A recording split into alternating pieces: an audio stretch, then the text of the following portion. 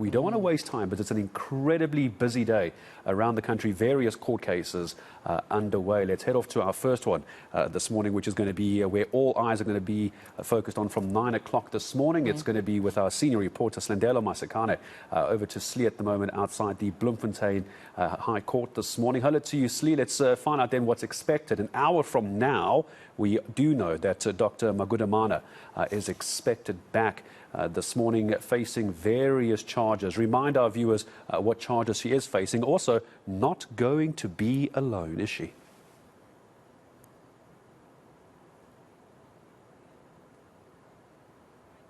Others, including her father, Zolile Sekeleni, who, of course, appeared last week, Monday, where he, alongside a former G4S employee, the supervisor, on the night in which Bester escaped from prison, they were charged with defeating the ends of justice as well as murder and fraud. And we know that after Dr. Nandipha was then deported from Tanzania, she appeared on the very same day last week, Thursday, where she was charged with defeating the ends of justice, fraud, and violation of a corpse. She then appeared alongside a CCTV technician who on the night, we understand, was the one responsible for switching off the cameras. We're about an hour away from court proceedings resuming here in Bloemfontein, but that doesn't mean that we will start at 9 a.m. exactly.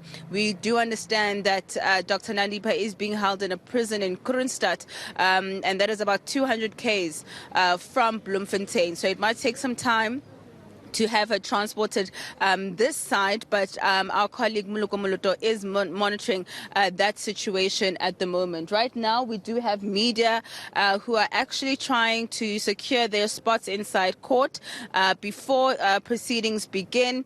But not only that, we also have a very heavy police presence inside as well as outside the Bloemfontein court precinct. In fact, to my right, Tebogo will show you that across the street, we have a number of traffic officials, correctional services officials, as well as SAPS officials who have come out to secure the courthouse precinct ahead of these court proceedings. But while we bring you these visuals outside court, I want to bring in a legal expert, Mr. Marius Dutoy, who's just going to give us a sense as to what we can expect from court proceedings this morning. Thank you so much for your time, Marius. Maybe if you can just take our viewers through the possibility of the accused who are in the dock today attempting to get bail and the likelihood of them actually being granted bail, because we are expecting, of course, that the state would want to oppose it. For having me, Slee, you're absolutely right that when a bail application is considered, there's a number of things that the court will look at. The court will firstly look at the gravity of the offence. Now, we know the offence for which all of them are being charged is aiding and abetting a person to escape from lawful custody. So we understand that just by looking at the offence itself, it's an offence that carries a 10-year sentence, direct imprisonment, so it's a very serious offence. It's a type of offence that has embarrassed the country nationally when you talk about the Department of Corrections, Department of Justice. So you can understand that the state will do everything in their power to keep them inside. Now, just in respect of Dr. Nandi, we have to say that she's a person that, number one, traveled abroad with Thabo Bester himself. She was in possession of passports. So I'm quite sure that each accused matter will be considered on its own merit. They will consider the gravity of the involvement of each party with that. And then they will consider the issue of bail. So I'm quite sure when it comes to Dr. Nandi, that the chances of her getting bail is going to be quite slim. The state will do everything in their power to say, well, bail should not be granted. Now, when the court looks at bail, Slee, the court looks at various considerations in terms of the Criminal Procedure Act, Section 60, brackets 4A to E. And one of these considerations is if there's a likelihood that if the person is released on bail, he will evade justice. Now, that's exactly what Dr. Nandi helped Thabo Bester do. So you can only expect that that ground will be gravely considered by the court. It will be something that the state will ventilate to the best of their ability to ensure that this factor is placed before the court so that she cannot be given bail because there's a serious risk that she will evade justice and she will do everything in her power. Just look at the fact that they involved not only their father, but they involved prison authorities, prison employees. So you can understand what they are able to do. And they've got the means, of course, to do that because we understand that they're financially in a position to do so. So, Slee, from a perspective of the gravity of the charges, the consideration, I expect the state to do everything in their power to have bail refuted. Having said that, in this instance, it would seem to me that it's not a Schedule 5 or 6 bail application, it will be Schedule 1, which means that the state has everything to do. The state would have to show grounds why bail is being opposed here, but I'm quite sure the state would be able to surmount that hurdle by adducing the necessary evidence to show the risk if these people are granted bail. Mr. Du Toit, let's talk about turning state witness and what that would do for the accused in this matter. Would that aid them in terms of perhaps lessening their sentences or absolving them altogether of the charges that they're facing?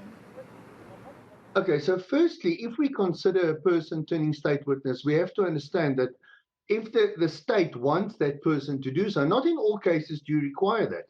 If you've got a watertight case against all the accused, you might be reluctant to even consider them as a state witness. So typically you would consider using somebody as a state witness if that person can really add value and make your case so much stronger. I'm quite sure in respect of Dr. Nandi, they might be reluctant to do that. Having said that, if any person turns state witness, of course they can enter into a plea deal. Not only can they enter into a plea deal in terms of Section 105 capital A of the Criminal Procedure Act, which means that they will negotiate the sentence for that person, but similarly, that person can also testify in the criminal proceedings against the other people, and that would be typically in terms of the Criminal Procedure Act, also Section 204. That's when you talk about an accomplice witness testifying against the others. That could have a direct impact on the sentence that she or he gets themselves if they plead guilty, but also it would go a long way in assisting the state. But once again, I reiterate, the state would only really be interested in using a person as a state witness if they really need that person. It's typically in a case where you have an accomplice testifying against the involvement of everybody else in the matter, where you have a case that's perhaps not that strong.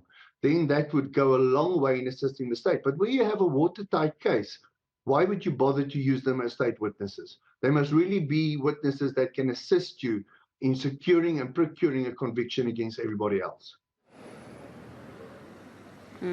Lastly then, Mr. Du Toit, can we expect even more arrests in this matter from your perspective at looking at who else may have been involved? Because there's a lot of speculation around the fact that it seems the little guys, quote unquote, are being arrested here, and we're not seeing high-ranking officials who possibly also played a part in the escape. Well, you raise a very good point. And if one considers the previous question that you asked, Silly, whether somebody would turn state witness, if somebody was able to offer information to the state to say, well, listen, this is much deeper than what we believe it does, and there are many more people involved, if we can give you names A, B, C, D, and E, then of course the state would be very inclined to consider using such a person. And that would go a long way in assisting in prosecution against the others. And I believe that's something that could help going forward for the state. Then we might see other people being charged. Because ultimately, because of the embarrassment that it's caused the Department of Corrections, I'm quite sure they would want everybody prosecuted.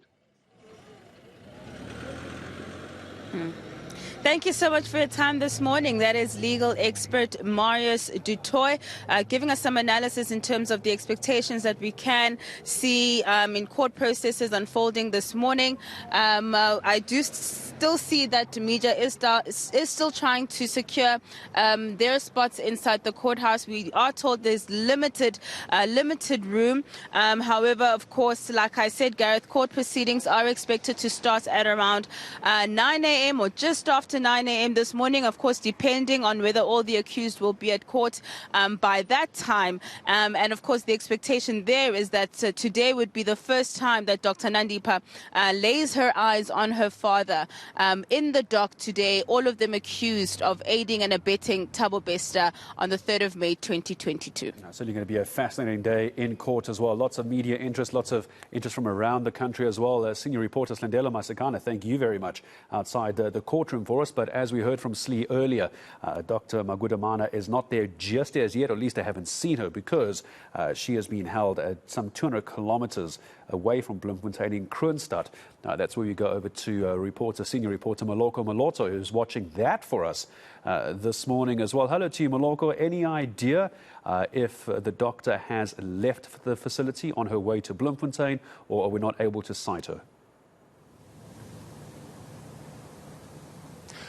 Good morning, Gareth. Well, at this point in time, really, there's no indication that she has left this facility, the Bizamakate Correctional Services Center in the small town of Kroonstad, 200 kilometers south of Bloemfontein. We know that she is in here because I was told that this is the only facility, at least outside Bloemfontein, that can be able to house the female inmates. And some of the people that I've been able to talk to, particularly those who work in this facility, as we arrived here yesterday, they did indicate that indeed she is in this particular facility. But as for her having left the facility yet, we are not sure about that. But a short while ago, we saw a police van from Botshabelo police station, which is a township in Bloemfontein, going inside this particular prison.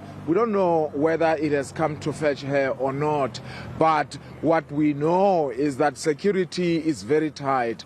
I mean, we are seeing men that are armed with automatic rifles who are manning the main entrance going into the premises of this particular prison facility, and they don't want anyone who's unauthorized going inside there. At this point in time, really, we are just hoping that any moment from now she will emerge, or the convoy that would be transporting her would emerge from this prison facility, taking her to Bloemfontein to make that second appearance.